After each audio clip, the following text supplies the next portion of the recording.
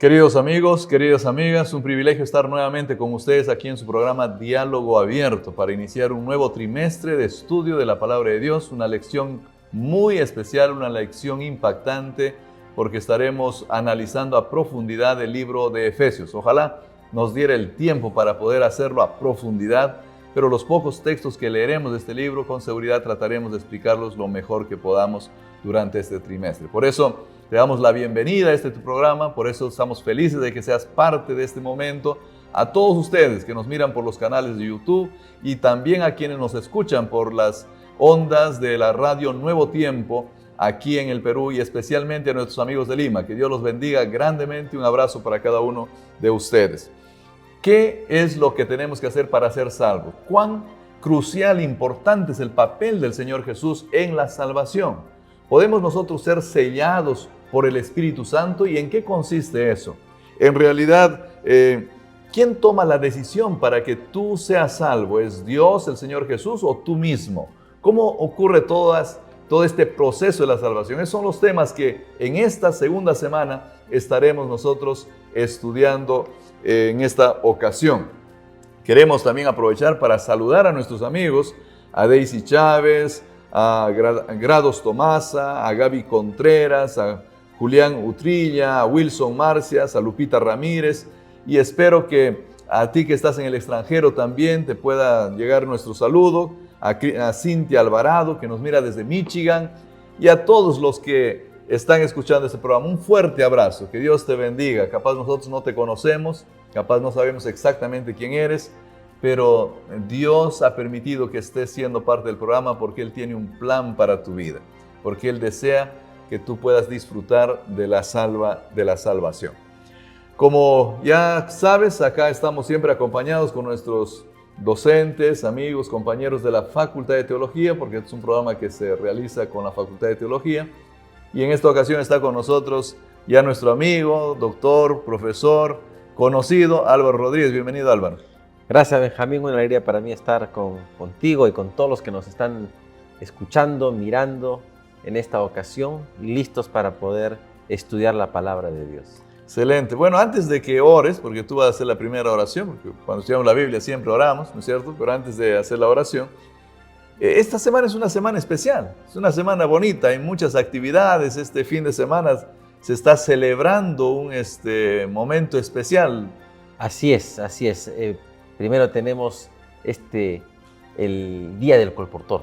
El Día del Colportor, así es, así 8 de julio. 8 de julio. Y queremos saludar a todos los colportores de la División Sudamericana. Bueno, y de paso también ya se están iniciando las campañas de invierno de colportaje. Así es, los estudiantes están saliendo ya de sus clases y están iniciando una nueva campaña. Y oremos por ellos para que el Señor pueda acompañarlos en este nuevo proceso para llevar el mensaje y también buscar recursos para poder continuar sus estudios. Exacto, muchas gracias por eso. Un abrazo entonces si tú eres colportor, si eres parte de este momento especial, un gran abrazo para ustedes, que Dios los bendiga muchísimo.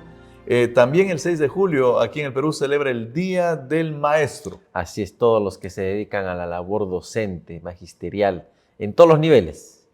Vamos a dar un saludo para todos aquellos que dan su vida para enseñar, para dar el mensaje también de Dios, ¿no? Porque claro, tenemos maestros de escuela sabática, ¿no? Y pueden haber algunos maestros también que tal vez no sean todavía adventistas, nos están escuchando ahorita. Seguro. Así que un abrazo para ti. Y si tú conoces a un maestro, tienes un familiar, no sé, si estás en el extranjero, igual, dale un saludo. A veces nos olvidamos de ellos que cumplen una función tan importante en nuestras vidas.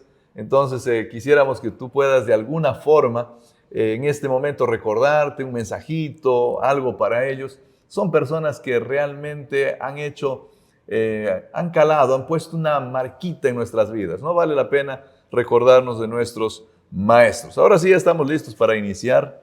Así que te voy a pedir que por favor tú nos dirijas en la primera oración para estudiar esta segunda lección de la escuela sabática. Claro que sí, vamos ahí donde estamos, inclinar nuestro rostro y vamos a orar. Querido Padre que estás en el cielo, te damos muchas gracias porque nos permites estudiar tu palabra. Pero queremos hacerlo, Señor, con la presencia de tu Santo Espíritu. Por eso rogamos, Señor, que nos acompañes, que tu Santo Espíritu toque nuestra mente, nuestro corazón, y que al abrir tu palabra escuchemos tu voz. Quédate con nosotros en el nombre de Jesús. Amén. Amén. Amén. Bueno, ya hemos visto un poquito del contexto general en el cual el apóstol Pablo escribe a la carta de los Efesios, y ahora básicamente vamos a estudiar los primeros 14 versículos del libro de Efesios, ¿no? El título para esta semana es El gran plan cristocéntrico de Dios. Y el texto de Efesios en el primer versículo, no en el primero, en el versículo 4 en realidad, ya nos dice de que Dios estaba trabajando en este plan desde antes de la creación del mundo. Cuéntanos un poquito de eso. ¿Qué captamos de ese versículo? ¿Por qué Pablo escribe algo así? Bueno, desde antes de la fundación del mundo ya había un plan de salvación. ¿Por qué? Es que el bache llamado la caída y el pecado no agarró de sorpresa a Dios. No es que, ¿qué pasó?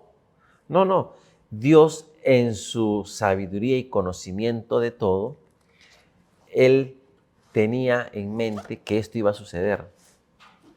Y para solucionarlo, idea un plan de salvación. Y ese plan de salvación, que en general creo que todos lo conocemos, es a través de el sacrificio, muerte, resurrección y ministerio sumo sacerdotal de Jesucristo. De hecho, en el libro de Efesios, en estos primeros 14 versículos, del 3 al 14 en realidad, se enfatiza muchas veces una frase que es en Él. Aquí he marcado en mi Biblia las veces que aparece en Él, y aparece 5 veces. En Él, que significa a través de Él. Y haciendo referencia al Señor Jesús. Así es, y en una de esas dice en Cristo. De hecho, la primera que aparece en el versículo 3, dice: bendito sea el Dios y Padre de nuestro Señor Jesucristo, que nos bendijo con toda bendición espiritual en los lugares celestiales en Cristo. Es decir, por medio de Cristo, gracias a Cristo. Y a partir de ahí va a usar en Él. En otra ocasión, el versículo 5 dice, por medio de Cristo, en el amado, en Él, dice el versículo 11, el versículo 12, en Él, en el versículo 13, en el 12 dice en Cristo otra vez, en el versículo 13, en Él, vuelve a decir en Él, lo que significa que el plan de salvación, que ya estaba ideado desde antes que incluso la caída suceda, ya se sabía cómo iba a ser. Se hace realidad en Cristo. Así es por Cristo que eso es posible. Sin Cristo no sería posible. Y no solamente lo menciona Pablo en Efesios, o sea, esto se encuentra, por ejemplo, Juan en Apocalipsis 13 también dice de que ya antes de la fundación del mundo incluso el Cordero había sido sacrificado. El Cordero inmolado. Y haciendo referencia al Señor Jesús. Me llama la atención el versículo 3 que tú leíste, que dice que somos bendecidos con toda bendición espiritual en los lugares celestiales, en Cristo. Este es un tema que no es tan fácil de comprender fuera, porque cuando el mundo cristiano general estudia este tema, no siempre miran esto de los lugares celestiales como un lugar donde tú puedas ser bendecido por Dios, donde tú recibas algo especial de parte de Dios. Una mirada un poquito más nuestra. ¿Cómo podríamos mirar esto de que la bendición de la salvación de la que tú nos estás hablando, ¿no? Todo el plan de redención, esta gran bendición ocurre en los lugares celestiales y en Cristo? ¿Cómo Bueno, para poder entender la frase tendremos que entender un poquito la realidad del gran conflicto. Porque generalmente miramos lo que pasa a nuestro alrededor desde una mirada horizontal, o sea, y todo es causa-efecto. Si hago una cosa, pues alguna consecuencia me viene.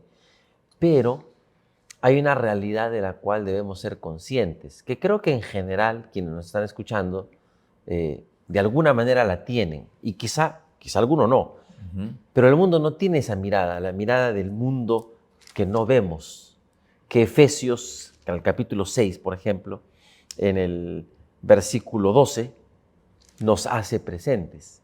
Dice, porque no tenemos lucha contra sangre y carne, sino contra principados, contra potestades, contra los gobernadores de las tinieblas de este mundo, contra huestes espirituales de maldad en las regiones celestes. Y vuelve a hablar de los lugares celestiales o regiones celestes, lo que significa que hay una realidad oculta a nuestros ojos, pero que por fe podemos entenderla, que es la realidad del mundo celestial, donde está la presencia de Dios, donde está Dios y sus ángeles, y también están los seres caídos, es decir, Lucifer, un ser celestial, es decir, angelical, pero que cae en el pecado, y toda su hueste, que están también en las regiones celestes. Entonces las bendiciones, las bendiciones suceden en esos lugares celestiales porque hay una conexión, me parece aquí, con el santuario celestial, donde Cristo está, porque es en los lugares celestiales en Cristo. O sea, ¿qué hace Cristo en ese lugar? ¿Y cómo yo recibo la bendición? Claro, su intercesión y su protección, porque Él me protege de los ataques también del enemigo. El verdadero ataque del enemigo, porque acá tal vez este es un punto importante que hay que mencionar. El verdadero ataque del enemigo es acá cuando él viene y, vamos a poner así, ¿no? Me pone un semáforo que debía estar en verde, en rojo, para que yo me accidente y luego me choco con el carro. ¿Ese es el gran ataque del enemigo? ¿O es que en los lugares celestiales existe un ataque mayor que realmente puede perjudicarme eternamente? Y es ahí donde yo recibo la defensa, la bendición del Señor Jesús. Bueno, en las regiones celestes, Él es el acusador, ¿no? Lucifer, Satanás, como quieran llamarlo. Él es el que nos acusa. Y lo más interesante es que nos acusa con justa razón. Porque somos pecadores. O sea, Él cuando nos acusa porque sabe que hicimos algo mal. Y nos dice, no, momentito, Álvaro es un pecador. Mira lo que acá... Y viene a mi mente la historia de Job, ¿no? Claro, con Job no lo acusa, le dice, mira, seguramente tú lo estás cuidando porque algo tienes con él, lo quieres mucho, qué sé yo, pero con nosotros, con los seres humanos, creo también que nos acusa. El texto dice que Él es el acusador de nuestros hermanos. Entonces, cuando Álvaro comete un error, el primero que sale a acusar es él. Y dice, ya ves, es mío. Y si no hubiese esa acusación, nosotros... Si no hubiera acusación, no habría conflicto. Es por causa de esto es que existe el conflicto y por eso estamos en peligro de perdición también. Claro, y como nos acusa, entonces ya entra el plan de salvación. Sí, es verdad, Álvaro cometió un error.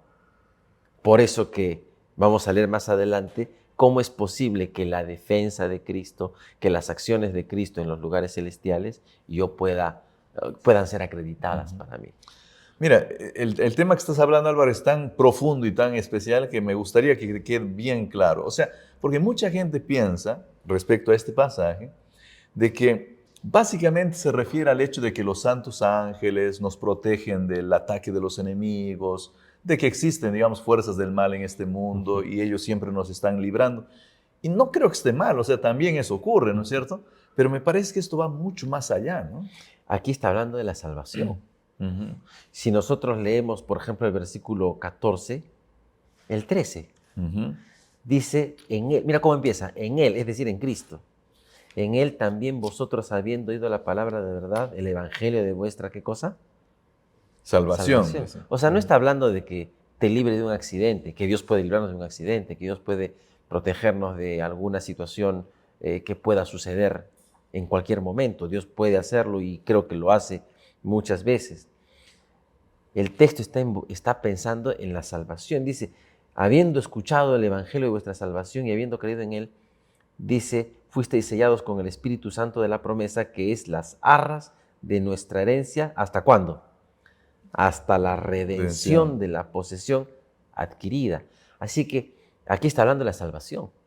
Lo que está haciendo Jesús en los lugares celestiales, contra las huestes del mal en los lugares celestiales, que se transfiere a la tierra también, es con un propósito, es con el propósito de finalmente darnos la redención. Bueno, esto es impresionante, queridos amigos. Dios permita que tú y yo tengamos claro esto en nuestra mente, ¿no? El Señor Jesús está haciendo un trabajo especial en un lugar llamado Santuario Celestial, en el que realmente te está defendiendo del ataque de Lucifer, del ataque de nuestro gran enemigo, que lo que quiere es llevarnos a la muerte final. En ese mismo contexto, el versículo 5 dice que nosotros, habiendo sido predestinados para adopción en Cristo Jesús. Esta palabrita predestinado tiene sus complicaciones, hay veces, ¿no? No todo el mundo... Y de paso se repite esta palabra en el versículo 11 también, ¿no es cierto? Dice, habiendo sido predestinados de acuerdo a su propósito. Entonces, ¿a qué se refiere? ¿Cómo nosotros podemos explicar un poquito esto? Bueno, aquí el texto nos está diciendo, si leemos el versículo 5, dice, por su amor nos predestinó para ser adoptados hijos suyos. Entonces alguien puede decir, entonces si Él nos predestinó, haga lo que haga, ya estoy predestinado, es decir, ya mi destino está definido. Pero en realidad no es así, hay que entender, hay dos palabritas ahí. Una cosa es predestinación y otra cosa es predeterminación. El Señor no nos ha predeterminado. Cuando uno compra una computadora o un celular o cualquier aparato electrónico, ya viene predeterminado con ciertas funciones. Es decir, ya está configurado para ser así. Si quieres cambiarlo, habría que, ahí cambiar algunos ajustes en la configuración, qué sé yo. Pero ya está predeterminado. Si alguien no sabe de eso, va a quedarse ese televisor, ese computador, qué sé yo, con esas funciones y cualidades, hasta el día que deje de funcionar. En el caso del contexto bíblico, la predeterminación es esa. Y la total predeterminación. Que Álvaro Rodríguez, que Benjamín Rojas ya está predeterminado para salvación, lo que significa que habría algunos que están predeterminados para perdición. Es decir que, a diferencia de un aparato electrónico, no podemos desconfigurarlo o cambiarlo a nuestro gusto. Es decir, el que está predeterminado para salvación, haga lo que haga, se va a salvar. Y aquel que está predeterminado para perdición, haga lo que haga, se va a perder. Eso no enseña la Biblia. La Biblia habla de la predestinación. La predestinación básicamente es que Dios nos creó con un propósito, con el ideal de que nuestro destino sea uno. Adán y Eva fueron creados y predestinados para la eternidad. ¿Pero qué pasó? Cometieron el error y se malogró la predestinación. La predestinación. Es decir, mi propósito, dice Dios, yo te he creado con un propósito o destino. Mi destino es que vivas para siempre. Pero Adán y Eva cometieron un error, del destino. Se salieron del camino. Y no llegaron al destino. Pero aquí vienen las buenas noticias. Que en Cristo podemos volver al destino. Mira, por favor, repite esa parte, porque a mí me parece que es impresionante la forma como lo estás explicando. A mí también me parece impresionante. Y creo que debe quedar claro en la mente de nuestros oyentes, porque no siempre se entiende el tema de la predestinación, pero eso del camino de salirse y volver, parece genial. Dios predestinó a todos. Y dice, desde la fundación del mundo. O sea, desde que nace el ser humano, está predestinado, es decir, sigue el camino. Ha sido creado para que llegue a ese final, a ese destino que es la vida eterna. Pero el ser humano en sus decisiones se sale del camino, es decir, pierde el rumbo. Y si sigue así, no va a llegar a su destino, a ese destino que Dios ya tiene en mente, que Él vaya a ese destino. Adán y Eva se salen del camino, pero el plan de salvación es decirles, no, momentito, yo los preparé para que lleguen al destino que yo deseo. El plan de salvación nos vuelve al camino para llegar al destino que Dios se ha propuesto para los seres humanos. Bueno, gracias Álvaro. Queridos amigos, yo creo que es importante que nosotros lo meditemos muchas veces, porque este es un tema también hay veces controversial, ¿no? Pero es un tema importante. Dios nos trae para llegar al destino correcto, pero el ser humano se desvía, el ser humano camina por caminos equivocados y Dios vuelve a su rescate para ponerlo otra vez en el camino correcto. El versículo 7. Vamos al 7. Podemos leerlo y capaz explicar un poco el versículo 7. Ah, mira, no me había fijado. Una vez más que aparece en él. Yo lo tengo aquí. En él, una vez más. Son 6 entonces que aparece la frase en él. O a través de él, a causa de él, gracias a él, tenemos redención por su sangre, el perdón de pecados según las riquezas de su gracia. Hay dos cosas ahí. Redención, que tú ya hablaste algo, y perdón de pecados. Perdón. Bueno, como el ser humano se ha salido del destino, o sea, del camino, y está perdiéndose el destino que Dios le tiene preparado, se ha salido del destino porque ha pecado. Porque justamente la palabra pecado es desviarse, es no darle en el blanco. En el hebreo, pecar significa no dar en el blanco. Como uno juega dardos, no le diste en el blanco, eso es pecado. Entonces, el ser humano se desvió y en Cristo hay forma de volver al camino, que es el perdón para que vuelvas a entrar en el camino. Se requiere del perdón para Así que es. vuelvas a entrar en el camino. Así es, sin el perdón no hay forma de volver. Ahora, alguien podría decir entonces, si Dios ya hizo eso, están todos perdonados. Porque Él ya hizo todo, ¿no? Dice, en Él, Él ya hizo todo. Así que Él ya nos perdonó a todos y todos nos vamos derechito a la redención. Pero hay una condición que seguramente vamos a hablar más adelante. Bueno, vamos a hablar de eso. Lo otro que me llama la atención acá es que la palabra pecado no está en singular. O sea, no dice el perdón del pecado. Dice el perdón de los pecados. ¿Qué implicaría eso? Implica que cualquier pecado, voy a ponerlo así, grande, pequeño, de la magnitud que haya sido, Él perdona todos, o sea, es capaz de perdonar todos los pecados. Desde mi perspectiva, capaz ahí me ayudas un poco, Álvaro, no se hace referencia al perdón de tu condición como pecado, sino se hace referencia al perdón de las acciones que cometes como pecador. Sí. Bueno, finalmente nuestra condición va a ser también restaurada, pero eso es en la redención, digamos. Mientras tanto, nuestra condición va a ser pecaminosa y como podríamos elaborar a partir de ahí, siendo que nuestra naturaleza es pecaminosa, tarde o temprano, en algún momento voy o soy propenso a cometer un acto pecaminoso. ¿Ok? Entonces lo que hace Dios es perdonarme esos actos pecaminosos. No puede perdonarme de alguna manera mi condición, porque es mi condición. Eso, no tengo la culpa de eso. Digamos, no tengo la culpa de esa condición, por eso es necesario no solamente el perdón. Claro. Te perdono, sino que llega un punto en que dice, la restauración, y te restauro, la redención. te redimo. Te digo, ya no eres más pecador.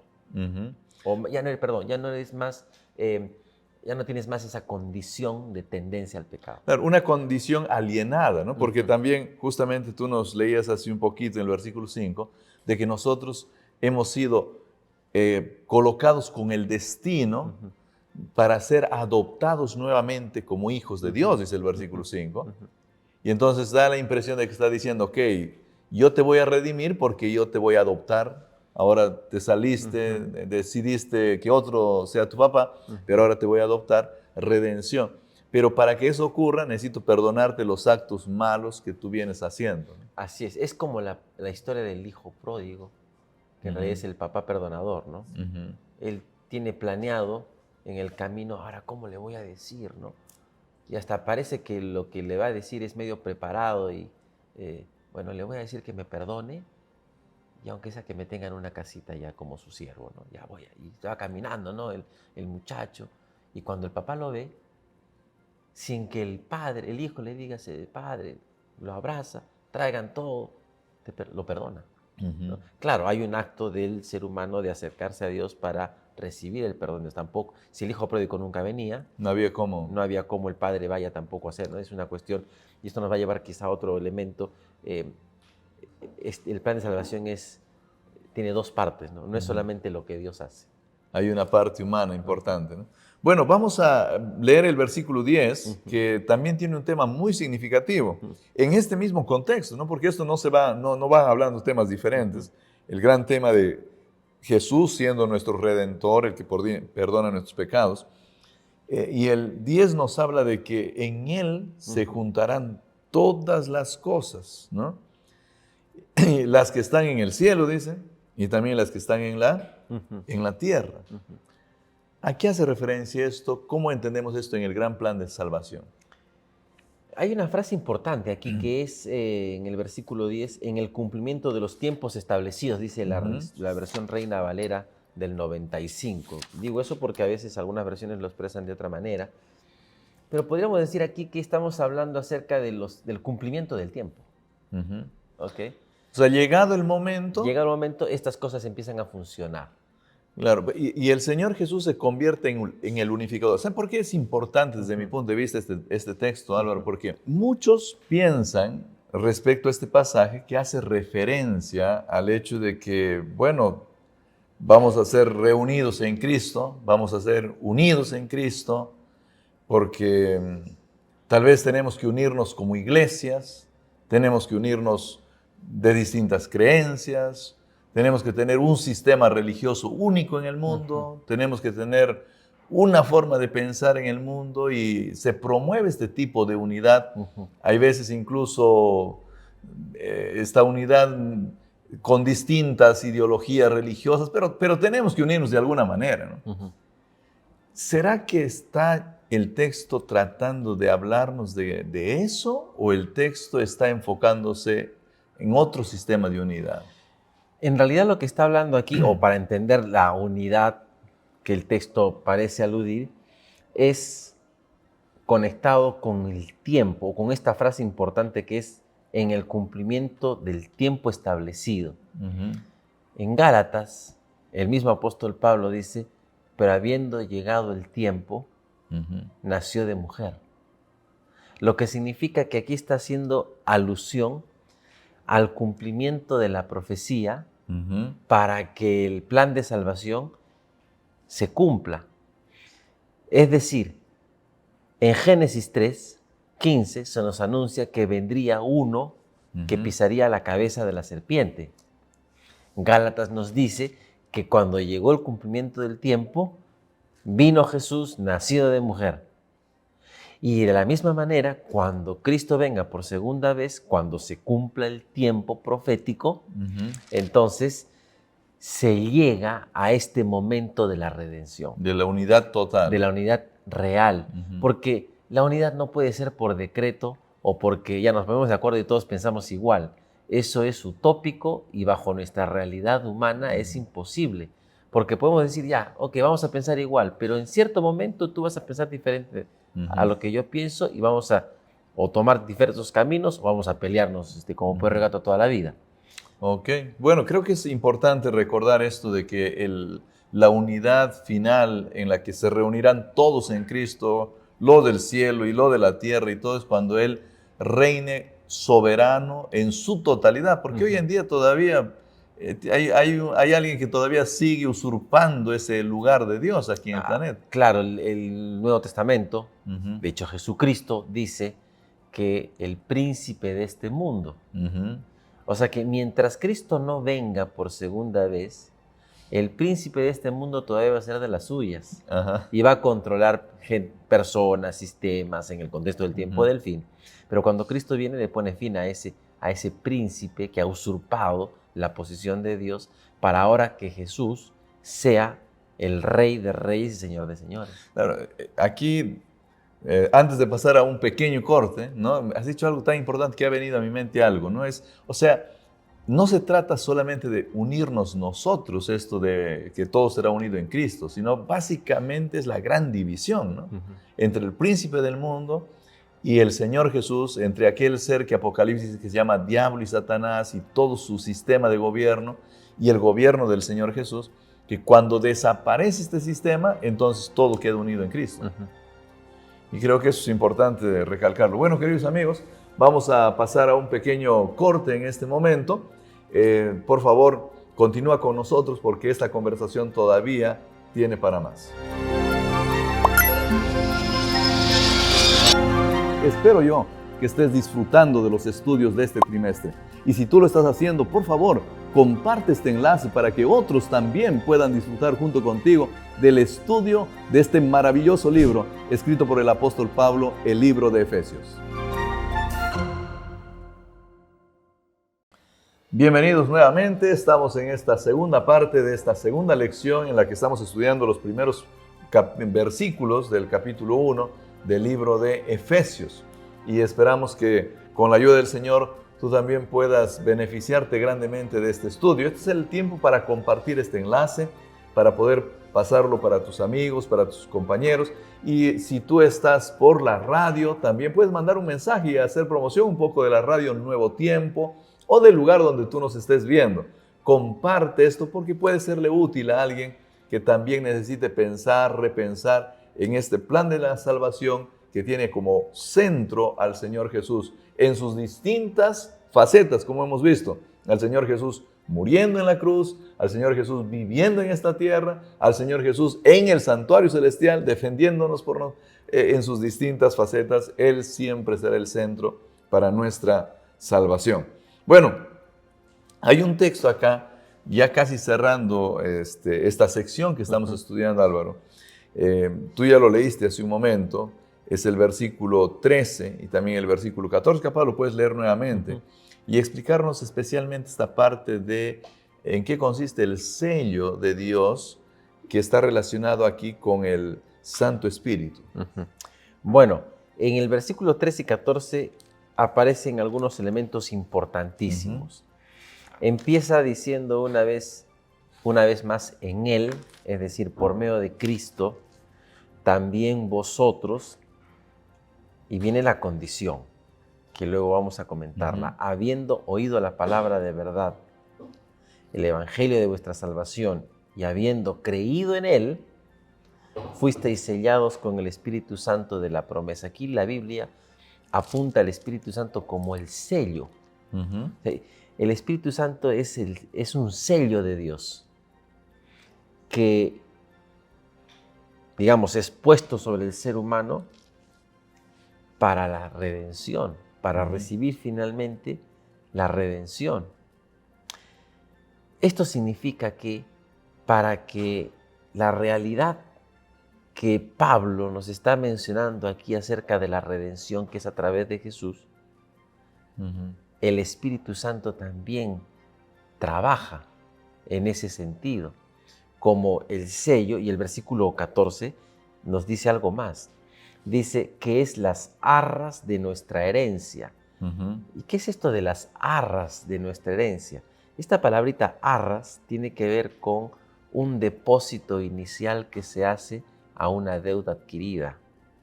Es decir, vamos a poner en el tiempo actual, usted quiere comprar una casa, la empresa le dice, le podemos dar a crédito, pero usted tiene que hacer un depósito inicial. La primera cuota. La primera cuota. Y esta primera cuota siempre es fuerte, porque tienen que asegurarse de que si no pagas, por lo menos eso con cubre, algo se ganaron. Con algo se quedaron, ¿no es cierto? Pero la imagen es importante. El Espíritu Santo, la presencia del Espíritu Santo en la vida del creyente, es las arras para la salvación. Es decir, es el depósito inicial que asegura que la casa va a ser tuya. Ahora, déjame, el sello es algo visible. Yo no quiero meterte en problemas, ¿no? Pero este texto se podría leer de dos maneras, o sea, como diciendo así, el Espíritu Santo es el que te sella, o sea, Él te pone el sello. O podría leerse también, el Espíritu Santo es el sello. No sé si me estoy dando a entender, sí. ¿No? Porque el sello tendría que ser algo... Mira, hay mucha gente que dice, yo tengo el Espíritu Santo, estoy sellado, ¿no? ¿Por qué? Porque yo, no sé, hice alguna manifestación especial del Espíritu Santo. Ya. Y entonces ya estoy sellado para la salvación. Pero ¿O es que el Espíritu Santo, la presencia de Él, que algunos hasta piensan que se trata de algún escalofrío especial, es el sello o es lo que Él va colocando en tu vida? Porque nosotros cuando leemos Gálatas, por ejemplo, se nos dice que Él va a obrar en nosotros ciertos frutos y va a hacer que en nuestra vida aparezcan amor, paz, benignidad, paciencia, obediencia a la ley, sometimiento a la palabra de Dios. No sé, ¿cómo miras tú esto de acá? Yo lo miro de las dos maneras al mismo tiempo. ¿Ok? El sello de Dios, porque ya nos metemos en otro tema de alguna manera, ¿no? El sello de Dios tiene dos caras, la parte visible y la parte invisible. A la luz de Efesios, y este no es el único pasaje en Efesios que nos habla del Espíritu Santo como sello, nos indica que, ya lo dije, el Espíritu Santo es el sello de Dios y a su vez es el que sella, ¿ok? Pero es la parte invisible, es decir, yo no puedo determinar con tan solo ver a los ojos a la gente, decir, este tiene, este no tiene. Este tiene Espíritu Santo, este no tiene. Este me parece que tiene, este me parece que no tiene. Pero cuando decimos tiene, Álvaro, ¿significa que hay algo dentro? ¿Significa...? Porque ese es un tema que nosotros tenemos que hablar. Tiene, o sea, ¿se metió dónde? Aquí en mis intestinos, dentro, como un espíritu que me posee, algo así. Yo creo que ¿O es un lenguaje? No, es un lenguaje, no es posesión.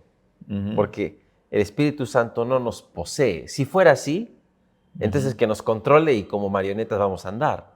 Porque también hay textos bíblicos complejos. El Señor Jesús, cuando se va al cielo, en el Evangelio según San Juan 14, creo que si no mal recuerdo, el evangelista registra esto, ¿no? El Espíritu Santo, para que esté con vosotros, y luego Él dice, y esté en vosotros. Y entonces se nos complican las cosas. Yo creo que nuestros amigos aquí que nos están escuchando tienen que irse con alguna idea clara acá, ¿no? Leamos un poquito el versículo 13, y ahí quizá podemos encontrar algunas ideas. En él también vosotros, habiendo oído la palabra de verdad, hay un elemento importante. La persona tiene que haber escuchado la palabra de verdad. ¿Y qué es la palabra de verdad? El evangelio de salvación. Y luego, habiendo escuchado, y luego dice el versículo 13, habiendo creído, viene el Espíritu Santo como sello a esa palabra oída. Es decir, es la presencia del Espíritu Santo en mi vida. ¿Cómo sé que alguien, de alguna manera, tiene el Espíritu Santo? Cuando luego de haber creído, vive conforme al Evangelio. ¿Por qué le da el poder para Porque vivir? es el Espíritu Santo el que nos va a indicar cómo y qué hacer. Pero cómo te va hablando, si te va diciendo, oye, Benjamín, ahora sube. No. La palabra de verdad. El Espíritu Santo trabaja a través de la palabra. Él los recordará también, dice. Él nos recordará las cosas que les he enseñado. Él nos va a convencer de justicia, pecado y de juicio. Pero ¿a través de qué? De la palabra. ¿Puede impresionar mi mente? Claro que puede impresionar mi mente. Pero no lo va a hacer independientemente de la palabra. Y si lo hace, lo va a hacer para llevarme a la palabra, a la revelación de Dios. Entonces, el Espíritu Santo es fundamental. Y funciona como ese agente que va a impresionar mi mente, ya sea para llevarme a la palabra o para hacerme recordar la palabra. Entonces no es alguien que se te mete y te controla, no. Miren, yo voy a mencionar aquí algunas cosas que ocurren en el mundo, ¿no? Por ejemplo, alguien piensa así, dice, yo tengo el Espíritu Santo, entonces por lo tanto, todo lo que yo hago ahora viene de Dios. Y el tipo se le ocurre casarse con una, casarse con otra, y dice, yo te estoy santificando porque yo tengo el Espíritu Santo. Y entonces mi acto íntimo contigo es un acto de santificación. Tú estás siendo bendecido conmigo, ¿no? Entonces, no puede ocurrir ese tipo de cosas. No es que el Espíritu Santo te vuelve carne santa que ahora transmite santidad a todo el mundo. No, porque las acciones de la persona van a evidenciar de alguna manera de qué espíritu vienes. Entonces, entendiendo que el Espíritu Santo, que recordemos que es el agente revelador de la palabra, dice, fueron inspiradas por el Espíritu Santo, las Escrituras. Entonces, ¿cómo el Espíritu Santo puede revelarle a alguien que suba y hacer que luego que baje? No sé si me dejo entender. Claro, que vaya en contra de lo que él mismo ha revelado. Entonces, si viene alguien que dice que tiene el Espíritu Santo y me dice, mira, ya no es el sábado, es el jueves, Entonces yo diría, este no es el Espíritu de Dios, porque el Espíritu de Dios no miente y no se va a contradecir. Entonces tengo un elemento para determinar que esa persona que dice tener el Espíritu Santo no lo tiene, porque no puede ir en contra de la palabra. Por eso decía que la palabra es, la Escritura, es el elemento, digamos, que nos va a ayudar a discernir quién tiene y quién no tiene el Espíritu Santo. O sea, no es solamente, me parece que es buena gente, debe tener el Espíritu Santo, no, la palabra. Puede haber mucha buena gente que no tenga el Espíritu Santo. Claro, esa es otra. Muy buen punto, ¿no? Entonces, este es un misterio complejo, el Espíritu Santo en nosotros, el Espíritu Santo con nosotros, pero creo que se puede resumir tal vez en la idea de que el Espíritu Santo guía nuestra vida. Así es. Y Él puede en algunos casos incluso impulsarnos a hacer cosas que tal vez nosotros no pensábamos hacerlas y las hacemos, pero siempre en conformidad a la palabra de Dios. Así es, siempre en conformidad a la Escritura. Muy bien. Bueno, aquí para ir cerrando, aquí en Efesios, hay varias cosas muy interesantes en Efesios, pero a mí me llama la atención algo. Cuando tú lees el versículo 7 de Efesios, dice que nosotros tenemos la redención. Y cuando lees el versículo 14, dice que nosotros hemos recibido la garantía de nuestra herencia hasta el día de la redención. O sea, ¿la tenemos o hemos recibido para el futuro? ¿Cómo acá se está contradiciendo Pablo? ¿Qué está ocurriendo? Las dos cosas. Las dos cosas. Si decimos que solamente en el futuro, entonces vamos a vivir atemorizados. ¿Y será que yo estaré en el futuro? Si decimos que solamente es en el presente que hemos recibido la redención, entonces ya puedo hacer lo que quiera, porque ya soy salvo. Entonces, aquí viene la realidad del ya, pero todavía no. Es decir, el Señor ya pagó la redención. Ya hizo todo para que tú seas salvo. Pero todavía estamos en este mundo. Todavía no llega a su conclusión. ¿Por qué? En el pensamiento general del cristianismo, se tiene la idea de que todo acaba en la cruz. O sea, la cruz lo es todo.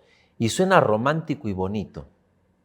Y no quiero decir con esto que la cruz no tenga valor. La cruz es sumamente importante porque, como dice Hebreos, sin derramamiento de sangre no hay remisión de pecados, que de hecho eso es del Antiguo Testamento. Es decir, sin la muerte de Jesús no podría funcionar el plan de salvación. Pero la muerte de Jesús en la cruz no lo es todo. A la muerte de Jesús tenemos que agregarle la resurrección de Cristo, porque Pablo también dice que si tú crees está bien, pero si no crees en la resurrección, vana es mi fe. Claro. Entonces, ¿qué es más importante? ¿La muerte de Jesús en la cruz o la resurrección?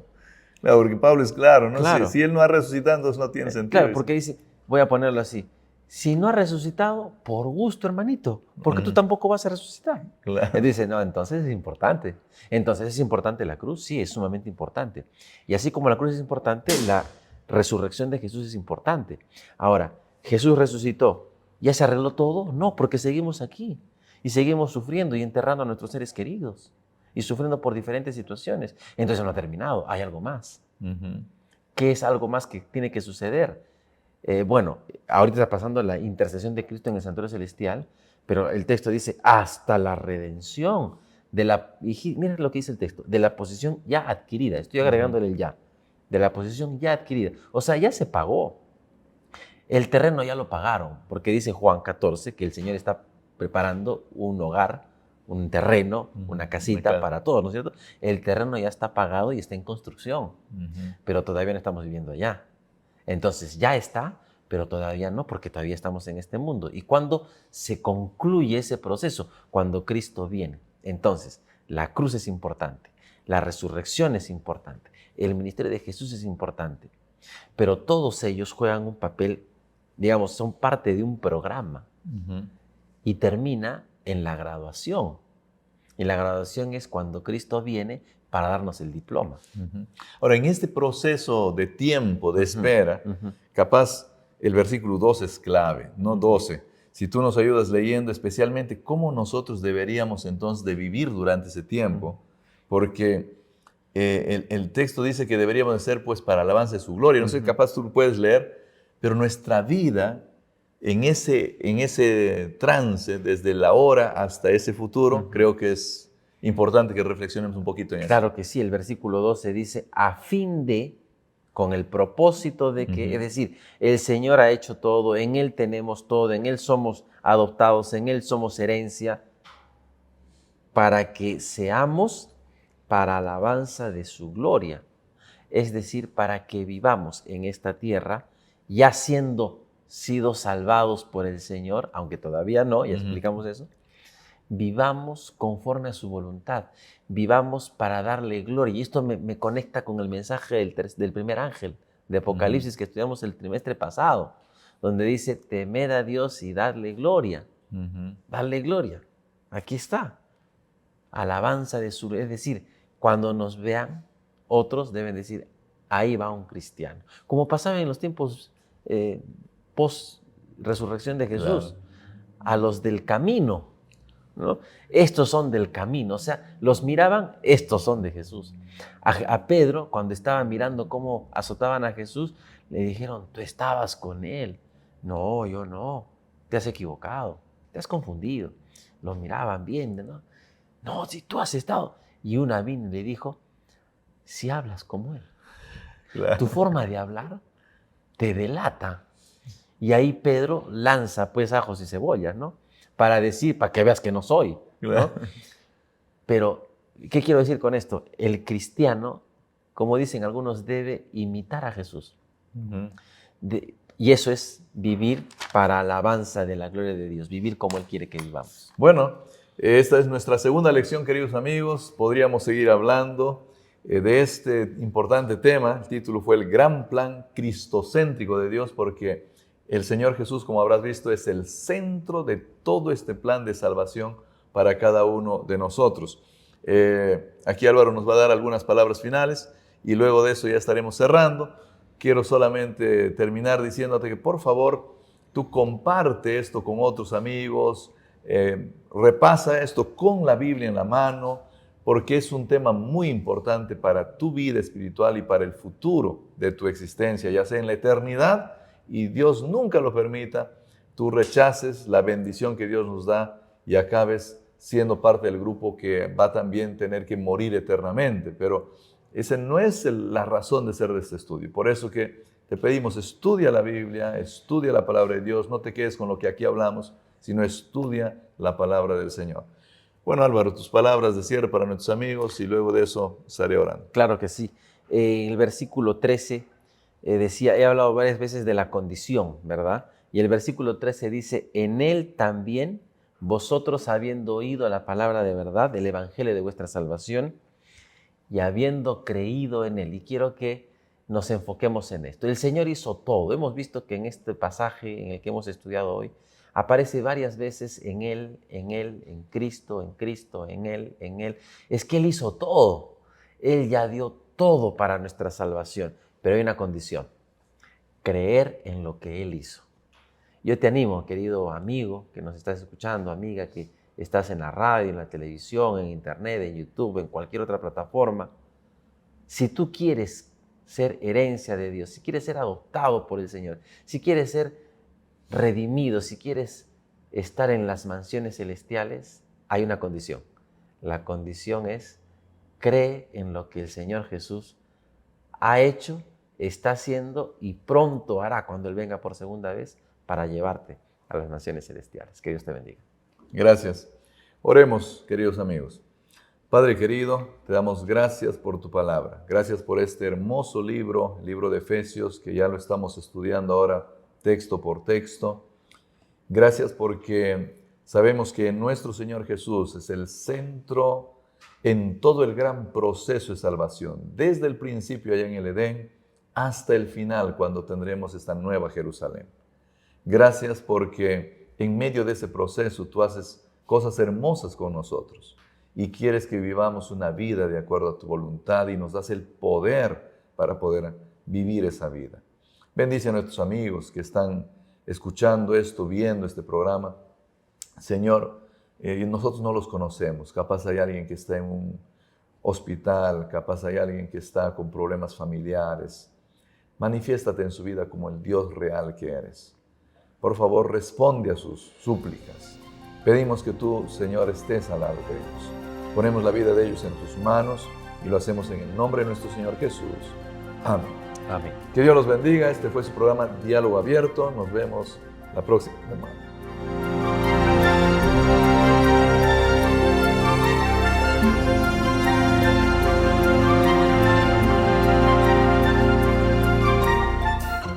Efesios, una carta impresionante. Espero que estés disfrutando. No sé si tienes todavía algunas preguntas o interrogantes, pero Efesios es como subir a la cima de la montaña para ver desde allí todo lo que el Evangelio puede hacer en tu vida. Miras al Señor Jesús, miras la parte tuya, miras el Espíritu Santo, cómo trabaja, miras a Dios el Padre, qué es lo que está haciendo, por qué la iglesia existe, para qué existe, cuál es tu función dentro de la iglesia. Espero yo que estés disfrutando de los estudios de este trimestre. Y si tú lo estás haciendo, por favor, comparte este enlace para que otros también puedan disfrutar junto contigo del estudio de este maravilloso libro escrito por el apóstol Pablo, el libro de Efesios.